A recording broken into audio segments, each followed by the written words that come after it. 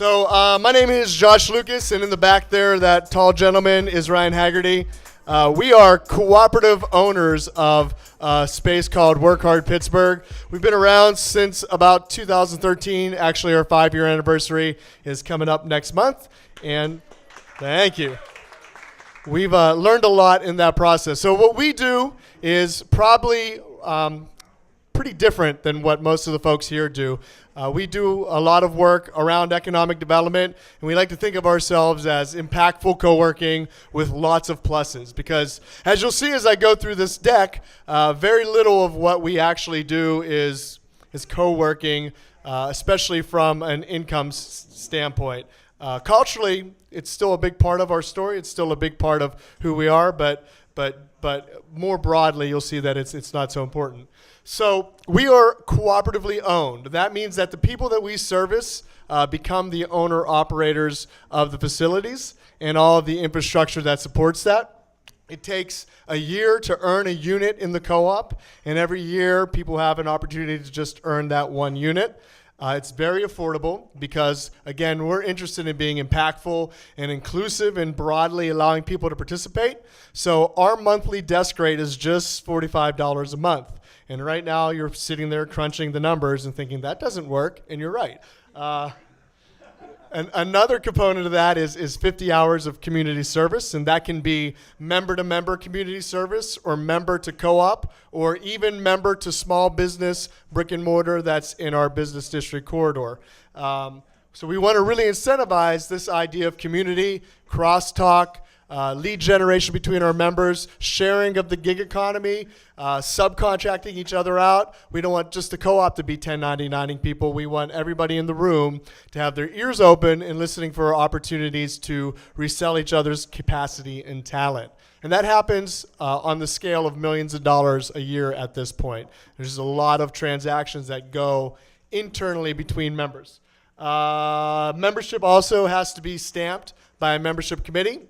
And we have rigorous inclusivity and diversity mandates built into our operating agreement to make sure that we are not just using diversity as a rhetorical talking point, but also as something that we are proudly and actionably making happen. So we can't do any sort of capital exit or dividend type event until we meet or exceed diversity mandates greater than what you might see nationally for small business ownership. So if you are a woman, we need to have a certain pro rata portion of women, African Americans, Latinos, people of color. I'm going to try to go through this deck really fast because I think the fun part will be in the questions. And please interrupt me at any time. I talk fast and a lot, so stop me, ask me questions. The numbers. So right now there are 47 member owners. We will be at about 200 max, you'll see in a bit. Of those 47 member owners, there are about 37 independently operated businesses out of our very small 4,000 square foot co-working space. Included in that space is a media production facility, so green screen, workstations, cameras, live stream rig, some robust technology to help our members tell a story in a very concise and guerrilla marketing sort of way. And we rent across the street another space that we run a classroom out of. We're about to expand, I think. We're real close to sealing up the financing that will allow us to go from 4,000 square feet to 18,000 square feet. And at that point, yeah, right? At that point, we will be looking at private offices and event space and some other complementary things that we just think are value adds to small business people. And that's sort of our ethos, is like, what is this thing that we can do that's going to make it easier for you to take your idea to scale and make a sustainable living off of it? Right now, we're just 10 dedicated desks. We'll soon be at 40. We have about 30 float seats. We'll soon be at 100. And no private offices, but referencing back the earlier conversation, for us, and I think Alloy would agree, the economics of co-working in the city of Pittsburgh require private offices to make that math make sense. And for us, and we're really super passionate about keeping the barrier to entry really low for access into our space. So we don't want to change that $45 a month float rate. We want everybody in the communities that we occupy to be able to afford that ownership participation. Private offices are going to be the math that solves a lot of the economic model that we'll talk about here in a bit. So our mission, as you probably picked up on, right, is to empower our entrepreneurs. It's not to provide them with physical space. That is really just a small part of it. And we do that by giving them access to capital. We do that in the form of microloans, very similar like Kiva. So we've loaned out this year about $70,000 in 7 different loans to our member companies. So that's like, here's $10,000. There's a $250 sort of administrative fee. Pay it back, and then we reloan it out again. So we operated our own sort of crowd-funded micro fund. That came from an early grant raise that we were able to do in 2015, and we've been able to get repayments on those loans and cycle them through year after year after year. Yes, sir? Do you need any special license to do that? So we work closely with a nonprofit that is our fiscal sponsor, and they actually handle all the fiduciary obligations associated with those transactions. But that fund in that nonprofit's budget is dedicated solely to our membership. So that's the first lesson, is find a nonprofit that is mission aligned, that is passionate about economic development, and make them your partner. We also do direct investment sometimes. So one of the stated goals of our growing community of entrepreneurs is to be able to take products to market, similar to what a business incubator does, but for the benefit of the member owners that are in that community. So you can imagine scenarios where the co-op maybe puts up $50,000 or $40,000 or $25,000, buys equity in a newly forming company that is founded by a member owner, and we move forward with that idea and try to take it to scale. And over time, we think that these member-owned, cooperatively funded entities are going to be the primary source of income for this community. And co-working, the act of renting physical space to people, becomes less and less of a thing that we do to make money and more of an amenity in a larger system of economics. We have project managers that are responsible for taking the talent that we have internally and reselling that as a creative and digital agency. And we have lots of systems in place that generate leads for our member-owned companies and share resources across teams. Yes, sir? Josh, where's the funding coming from for that loan program? So that was a grant from Neighborhood Allies, which is a small foundation in Pittsburgh. And that's why we need that nonprofit partner. It's a fiscal sponsorship. Yes, sir. Well, hold on one second. Take equity in the business? Oh, no. Those loans are really just supposed to be easy, quick money to solve a problem, especially if they're attached to a job. So like an environmental consultant group often comes to us and says, I need $10K of capital to buy the equipment for this $50,000 install that we're doing. We'll pay it back next quarter. So that sort of stuff. And the name of the company that provided the funding, you said, was Neighborhood Allies is the foundation, I guess you'd qualify them as, that did that. So we do a lot for our entrepreneurs. That's our competitive advantage, honestly. So to drive that point home, last year, 5% of our total income came from the act of co-working. So barely any part of our budget was the actual selling of desks and selling of physical space. I know, right? I'm at a co-working conference. We do nothing with co-working, right? So to help you understand that, these are our 3 biggest income generators. They are their own individual LLCs. They have their own cap tables. They are run and managed by founders that are member owners, and they each do a specific thing. And those are our primary sources of income. The Academy is our technical training academy. It's a 12-week web developer boot camp. Half of the slots we reserve for people of color or people traditionally underrepresented in the technology workforce. Work Hard Digital is our creative and technical agency, so we'll do WordPress web builds all the way up through enterprise level, $60,000, $70,000 app builds for companies. And we employ and subcontract out our member owners as the workforce, the 1099 workforce that does that work. So that has 2 really cool advantages, right? Like, one, I'm giving that freelancer a lifeline and an income that's going to allow him or her to pursue their startup idea while having some sort of income security. So on average, and I may be getting this number wrong, but around every freelancer inside our ecosystem on average has about $3,500 a year of income from the agency. And some people have tens of thousands of dollars of income from the agency, depending on what their skills are and how much we can resell their skill set. And in that, the co-op makes money, right? The co-op takes somebody, pays them $50 an hour, but bills it to the end client at 85, 90, 125, depending on what kind of work it is. And then finally, we have a commercial real estate LLC. We've been able to acquire one commercial property this year, and as I mentioned, we're on pace to have 18,000 square feet of newly renovated warehouse here, hopefully by the end of summer. So I guess the takeaway here, and I'm almost done with this deck, so I hope you guys have lots of questions because this went really fast. But if you're going to be successful in your market, it's really about telling a story and telling that story consistently and repetitively to anyone who will listen. And stories are best told when they're backed by numbers, especially to funders who are interested in seeing economic development.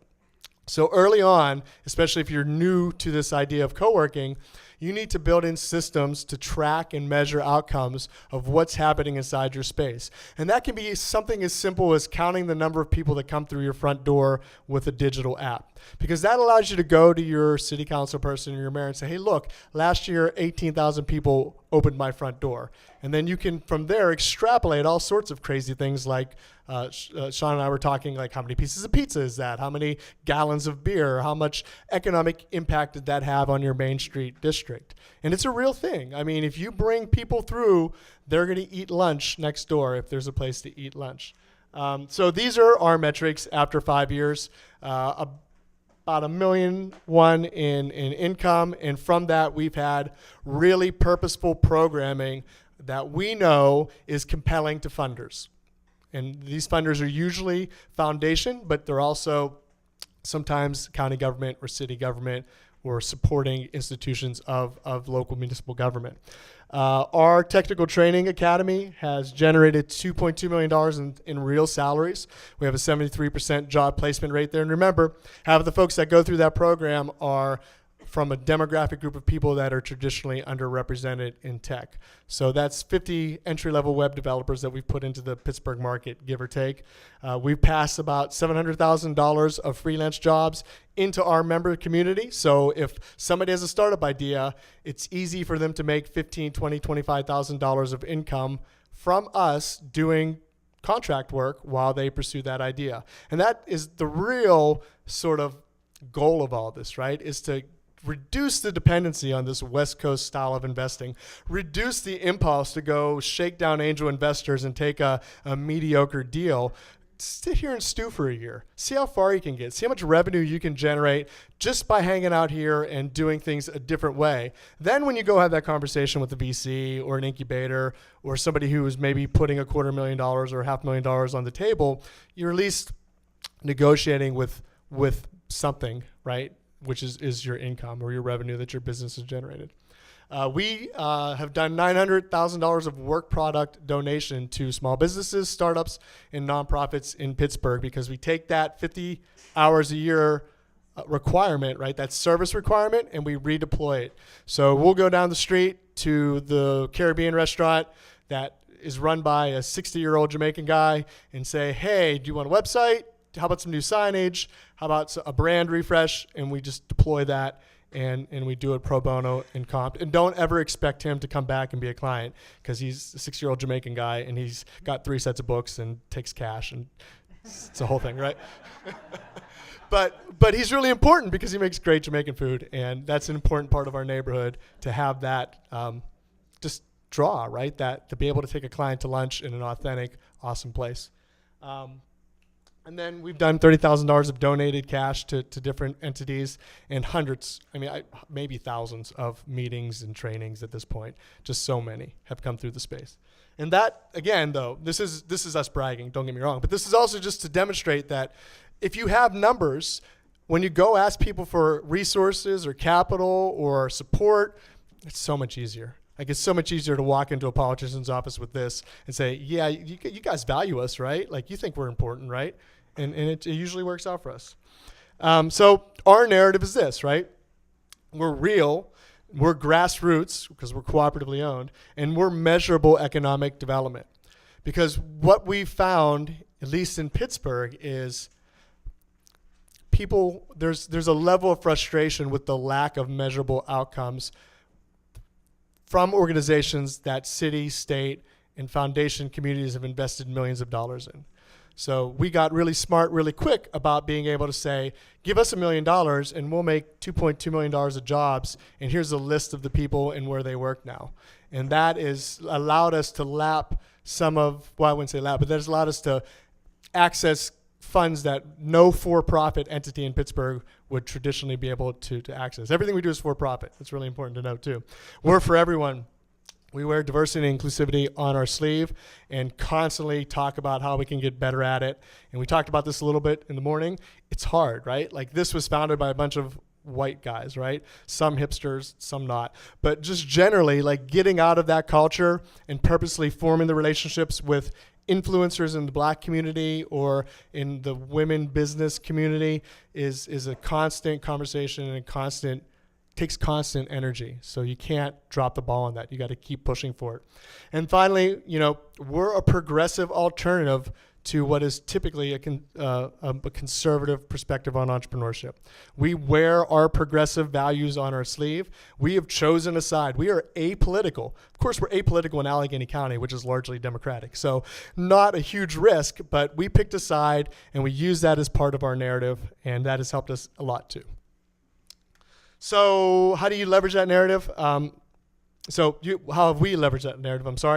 About a third of our income is sourced from grants to date, most from foundations.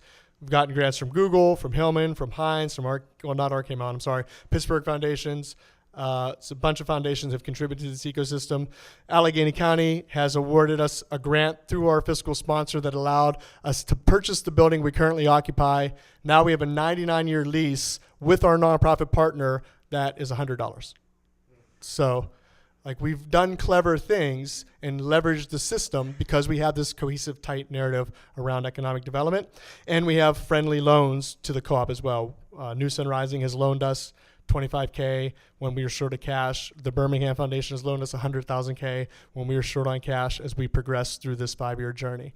But they didn't do that because I'm charming. They did that because we have these real data points that we can hold up as evidence of success. So that's what we look like empty.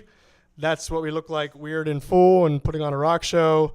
Here's 2 of our great members. And this is the building that we're hopefully going to buy in the next month or so. So I think I would like to take some questions. Hi. What is your LLC, your nonprofit? What is your structure? Everything we do is an LLC. So the co-op's an LLC, and all of its subsidiaries are LLCs as well. Yes, sir. What does your day-to-day look like? Well, beer. Let's start there. No. What does a normal day look like? So we only have one salaried employee, and that's the instructor of our web developer bootcamp. So we're really married to this idea that everybody inside that space should freelance so that you don't drift away from your roots. So half of my time probably is project managing web builds, digital service gigs, ad tech, that kind of stuff. And the other half is acting like executive director of the site. Yes? Can you give maybe some examples of how this system has provided equity or stability or security to a member that they otherwise would not have had access to in any other system? Yeah, and I may put Ryan on the spot there to talk about his own experience. But we have a podcasting startup in our basement, and they aggregate content, regional content. They have up to like 7 million downloads at this point, but it's not a sustainable business model, largely. It doesn't bring in enough ad revenue to pay the 2 salaries that it takes to run that entity. So the founder of that startup probably draws half of his income from picking up these freelance gigs, whether it's photography, videography, going out and just doing his media production jam with the leverage of our footprint in the market space. So it's easy for Work Hard Pittsburgh, the cooperative, to answer an RFP and have a good chance of getting that gig. It's really hard for the 2-man podcasting startup to do that same thing. And it's also, when we get these web builds, right, if we get a big web build, we try to sell the content side of it. We try to make sure that we're adding into those proposals a broad set of deployable skills so that many of our members can participate in that extra economy that we've created.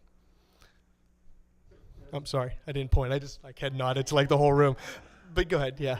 So as a co-op, and you said you're a for-profit, definitely a for-profit. Absolutely. The quote, we're absolutely for-profit. Yeah. How do you distribute the capital credits or the capital gains to the members? So everybody gets K1'd. So it gets really hard. So I'll be frank, right? So of these four big LLC entities, there are 4 cap tables, and there are 4 sets of K1s that go out to track loss and profit at the end of the tax year. So generally, though, for the co-op LLC, its mission is to never be profitable, honestly. Its mission is to keep deploying products, more and more products, and creating more and more of these investment funds so that more and more products can be taken to market. And then just like a traditional business incubator or venture capital incubator, we're looking at the exits as the moments when people get their dividends. And that's why we wrote into that operating agreement that we couldn't have those exits until we met our diversity and inclusivity mandates and make sure that the ownership of that co-op isn't just 98% white dudes who are computer science majors. Yes, ma'am.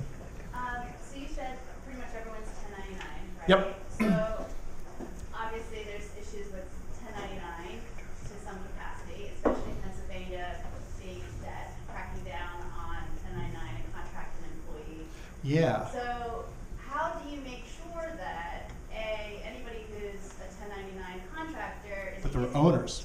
Okay, they're owners, so that's the difference. So Yeah. you will only contract that to a co-op owner. Not necessarily, but that they get priority. Okay, so Yeah. as long as they're an owner, they can use your equipment. Obviously, it's all kind of one thing, but everyone's 1099.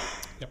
And so we're just really getting clarity on this. We switched accountants this year, and as you can imagine, that's Because it gets a little gray. gets fuzzy, right? And my current understanding of it, and I actually have a meeting next week to talk more about this, is that because they're owners, those full-time salaried employee W-2 rules don't apply because they're essentially working as owner-operators of their entity. So, but you're right, if we weren't giving them ownership and just 1099ing them every 2 weeks, we had one of our member companies get in trouble for that, actually, because they weren't a co-op and he was just paying people regularly. Ma'am, did you have a question? Yeah. Do you have a dedicated grant writer? That's their sole focus? Yeah, it's me-ish. But we have that nonprofit partner that lifts a lot of that as well. Since those grants are received by that nonprofit fiscal sponsor, I end up drafting the copy and they end up revising the copy to make sure I'm not over-promising. Yes, sir. Does the not-for-profit then have to compete out any of the things that you're getting as a for-profit? I mean, is there a rule for them that they can't just give a for-profit? Yeah. For-profit anything that's tied to them, the money? Yeah, there's a lot of scrutiny in that. So when the nonprofit takes that grant money in, they are then paying the co-op or one of the co-op entities to deliver programming. So we become oftentimes, not always, but oftentimes the contractor of the services being delivered. So take the Web Developer Bootcamp as a good example. That was largely launched with grant money, and we were paid to develop this inclusive, equitable web developer training by the nonprofit for our technical capacity.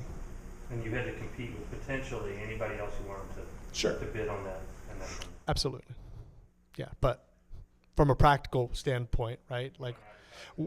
And we wrote the grant, so we wrote it to fit what we could do, right? We crafted the specification on the program. Yes, was there more? Can you talk a little bit about cooperative ownership and decision making? Yeah, and I would like Ryan's input on this if somebody's got a roving mic for Ryan. But we basically structure everything in committees. Anytime somebody complains, we form a committee. And then it deters dumb complaints. And then things that really have meaning, critical mass forms around it. And we give those committees absolute authority to make strong recommendations. There's always veto power at the executive level committee. So if they want to spend $80,000 on a work hard van or something like that, we won't let them do that. But yeah, Brian, did you want to? Yeah, so I think probably about middle of last year is when we really started doing the committees, and part of it is what Josh said. It's like somebody within your space is going, man, I wish we had this, or I wish we had that, or I wish my company could do this, just like we were talking about in some of the earlier presentations. But part of it is kind of growing capacity and encouraging participation.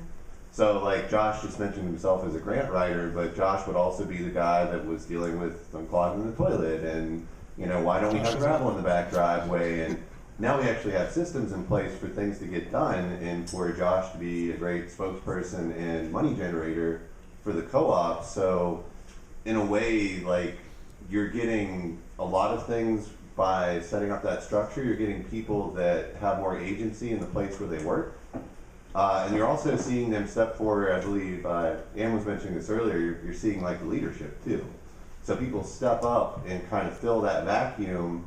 And I know it's Josh's desire in like maybe 4 or 5 years to not be doing this and to be, I don't know where probably in the Star Wars universe or something is where he'll end up, but you know, it's just like any other co-working space. I've heard people talking about like, okay, this company's grown to this point, now they need to go get their own building. And so it kind of provides a cycle and a system.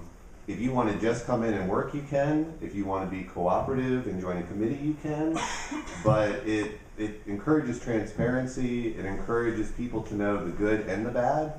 And then ultimately that kind of helps align you really find out if your values align, and it gives you not only that, but some of these relationships that he was talking about with New Sun Rising or Neighborhood Allies, you become aware of how you might play into that system too.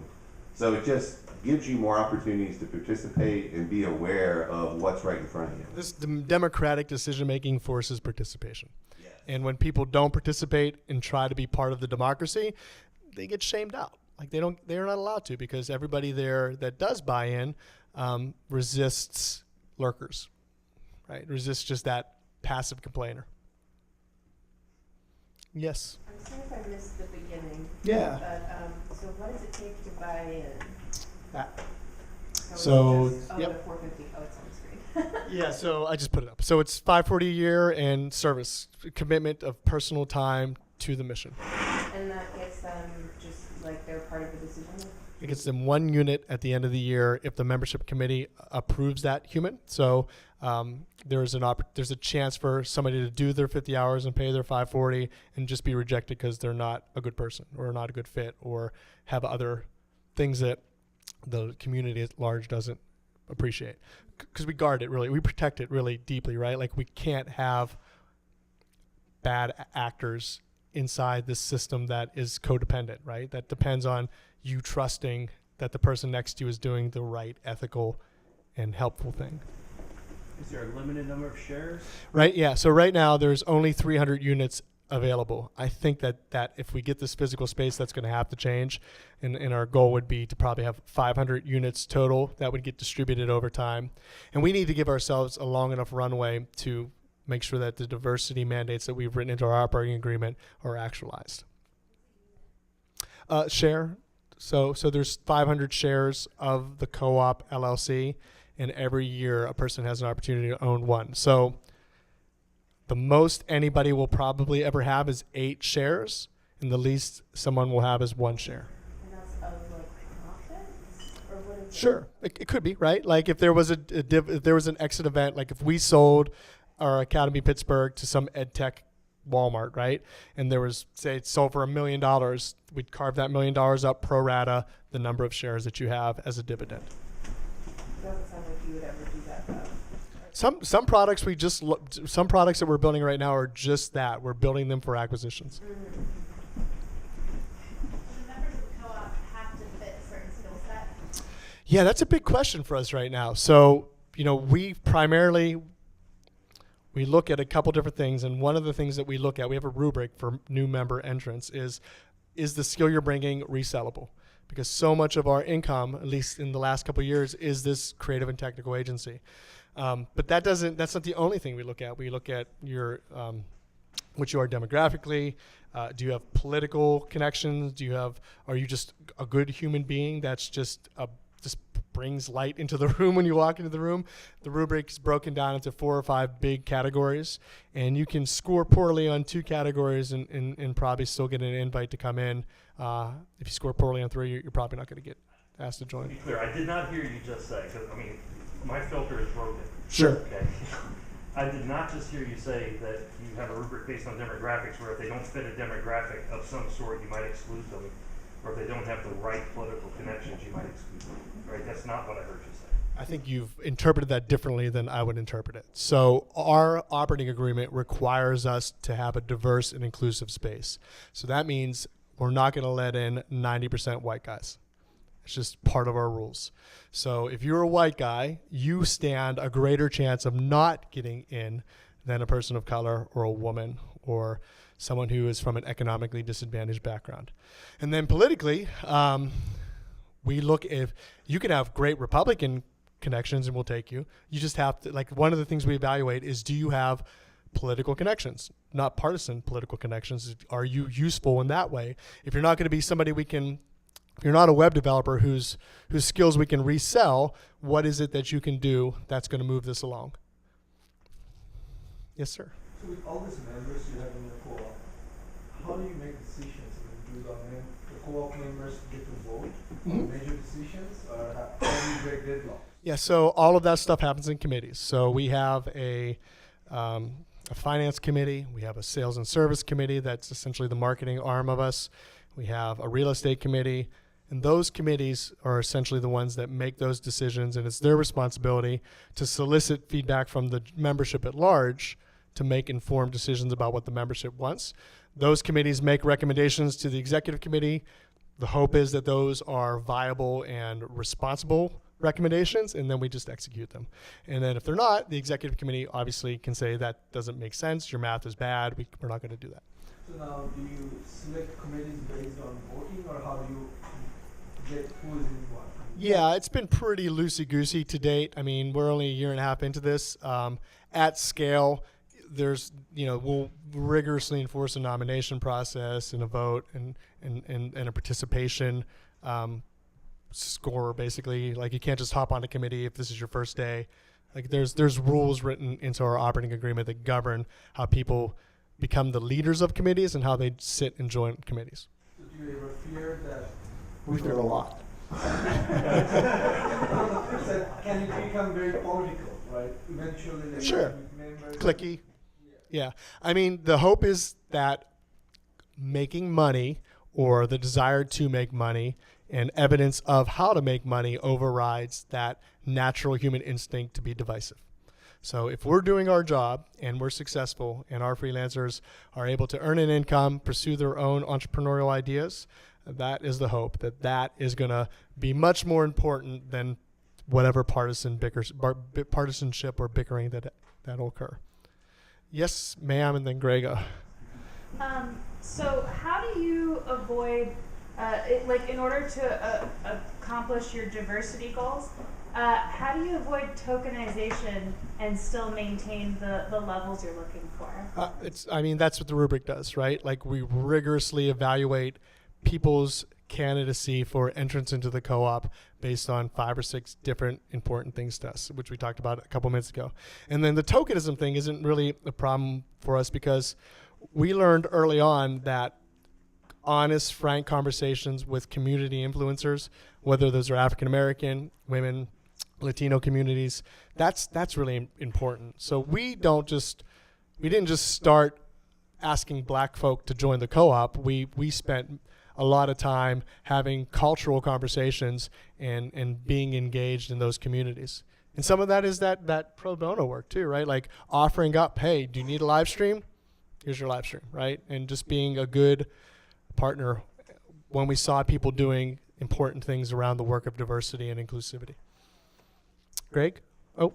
Yeah, just to tease out a little more information on the rubric and his point or question on a white guy or a non-political person coming in. I mean, my understanding is that the rubric is, and please clarify, 'cause Yeah, that's please. the point of my question, is that the rubric is broad enough such that a white guy who's not political can still potentially come in because he scores higher on the other categories? Sure, I think we're getting hung up on the 2 categories of the rubric and not the other 4, right? And I think that what we're trying to do with the rubric is make sure that we're getting mission-aligned people that have economic value into the co-op. And part of that is we need diversity, because that's the right and ethical thing to do, but that's also the smart economic thing to do. So I would ask that maybe we rephrase the political column and the diversity column into a more broad view of the rubric, which is just to make sure that the people coming in and joining the co-op have economic, cultural, and personal value. Thank you. Yes, ma'am. Do you have any content online about the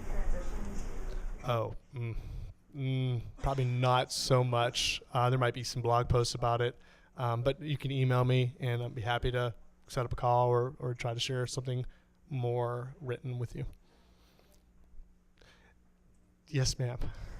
Do you have any kind of pipeline from the classes into the co-op or into working with the co-op? Yeah, I mean, that's one of the reasons why we're trying to do this expansion, because the class is right across the street from the co-op, and just that street breaks up the natural organic integration. So the classroom will be inside the new physical space. Right now we have a very limited, very few of the academy grads end up being co-op members because they often just go right into a full-time web developer job. The ones that don't tend to float into our agency side. They tend to be the entry-level web developer talent that we resell as a creative agency until they get that full-time job. So those folks get to experience the day-to-day of the co-op, where our academy grads that go into full-time jobs do not. But the point of the academy, if I'm being frank, right, is to generate that constant stream of entry-level talent for our projects and our creative agency and our member companies. Like, we built that purposely, strategically, not just to generate income, but to make sure we always had entry-level talent at hand. Yes, sir. You've mentioned these products you develop and try to, have other people acquire. What is it? Software? Yeah, it's usually software. It's everything from WordPress widgets to full stand-up of mobile apps, to date that's been the primary focus. But I remind you that commercial real estate entity is a product of the co-op, and the creative agency as a whole is a product of the co-op. But we think moving forward, here's what this is my hook, right? Like, what if Amazon.com was a worker-owned co-op? Like, how much better and different would the world be, right? What if the biggest industry in Lancaster County was a worker-owned co-op? Like, how much better would that be for the everyday people that lived in this county? So we think if tech has 10x upside, which is what West Coast venture capitalists tell us, how much better would it be if venture capital was a cooperatively owned entity? So the hope is one day we have real big wins, right? The hope is 20 years from now, we launch products that do really well and are worth lots of money, and then distribute that wealth down through the system. Can I get in on that co-op island that you buy then? Yeah, our libertarian, socialist libertarian utopia, right? Yeah, it's coming. Great. Well, thank you for your attention. I appreciate it.